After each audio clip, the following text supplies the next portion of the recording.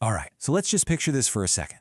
Moses has been on Mount Sinai for 40 days and 40 nights, completely wrapped up in the glory of God. He's been given this incredibly detailed blueprint for how Israel is supposed to worship, the tabernacle, the priesthood, you name it.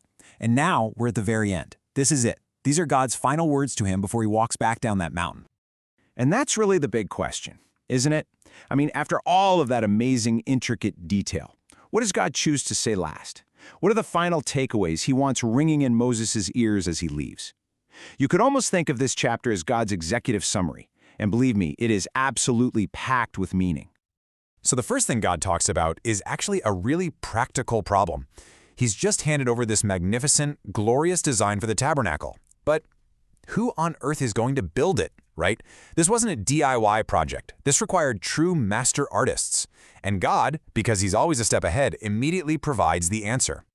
And I just love how personal this is.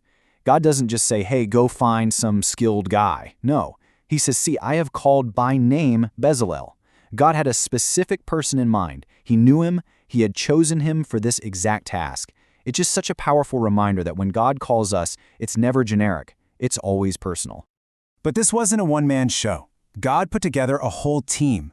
He points out Bezalel as the lead craftsman and Oholiab as his right-hand man. But then, and this is so important, he opens it up to all who are wise-hearted. Basically, anyone God had already gifted with wisdom and skill was invited to join in. It just shows that God's work is meant to be a team effort, combining specific leaders with the gifts of the whole community. Okay, so it's one thing to call these guys for the job, but it's another thing entirely to equip them. And this is really the core of it. The skill to build something as holy as the tabernacle wasn't just going to come from natural talent. It required something more. This was a divine task, so it needed divine empowerment. God says he filled Bezalel with the Spirit of God, and this divine anointing showed up in 4 specific ways.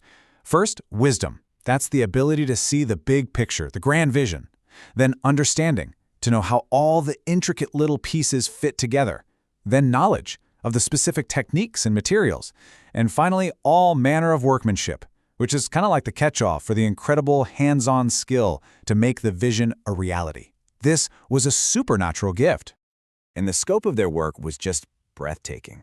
I mean, they weren't just following instructions, they were empowered to devise artistic designs. They were master metallurgists, jewelers, wood carvers, you name it.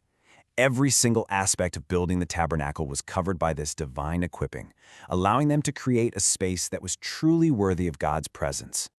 Now, right in the middle of all this excitement, God makes a dramatic pivot. He's just laid out this huge, holy construction project. You can feel the buzz, the desire to just get started. And then, God basically pumps the brakes. He brings up a topic that might seem totally out of place, but it's actually the very foundation that all this work had to be built on: rest. And the line in the sand couldn't be any clearer. For 6 days, you work, even on this incredibly important, holy work of building the tabernacle. But the 7th day, that day is different. It is the Sabbath of rest, holy to the Lord. It doesn't belong to the project plan, it belongs completely to God. This rhythm was absolutely non-negotiable. And just to show you how serious he was about this, God attached the most severe penalty possible. Breaking the Sabbath wasn't like getting a slap on the wrist. It was a capital crime. This just shows us that keeping the Sabbath was at the very heart of Israel's covenant with God. It was literally a matter of life and death. So why? Why was this so incredibly important? Well, it's because the Sabbath was way more than just a day off. It was a sign.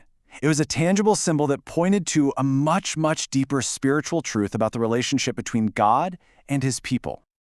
God says it himself. This isn't some temporary rule for the construction phase. He says it is a sign forever, a permanent covenant.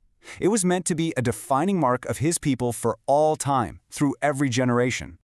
And this sign pointed to 2 amazing truths. First, by stopping all their work, the people were admitting that it's God who makes them holy, who sanctifies them, not their own hard work. And second, they were actually acting out God's own rhythm of creation.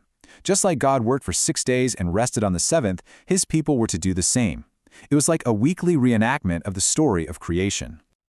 And that brings us to the incredible climax of the whole chapter, the final verse. The conversation is over, the team's been chosen, they've been empowered, and the foundational rule of rest has been set in stone. Now, it's time for the handover. Just let that sink in for a second. The 40-day face-to-face conversation is finished. God has said everything he's going to say. What could possibly be the grand finale to an encounter like that? This is it. God gives Moses the covenant, the 10 commandments, but they weren't written by Moses. He wasn't taking dictation. They were carved into stone with the finger of God. Can you imagine that image? It's just an unbelievable blend of awesome power and deep intimacy. God himself puts his own divine signature on his covenant with his people.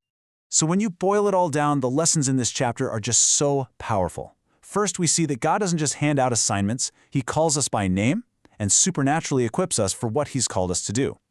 Second, we learn that all our work, even the holiest work, has to be built on a foundation of holy rest. And finally, we see a God who makes his promises real and tangible, sealing his covenant with his own personal, undeniable touch. And that really leaves us with something to chew on, doesn't it?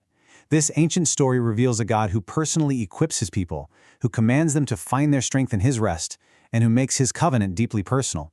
So the question for us today is, knowing this, how does it change the way we look at our own work, our own rest, and our own relationship with him?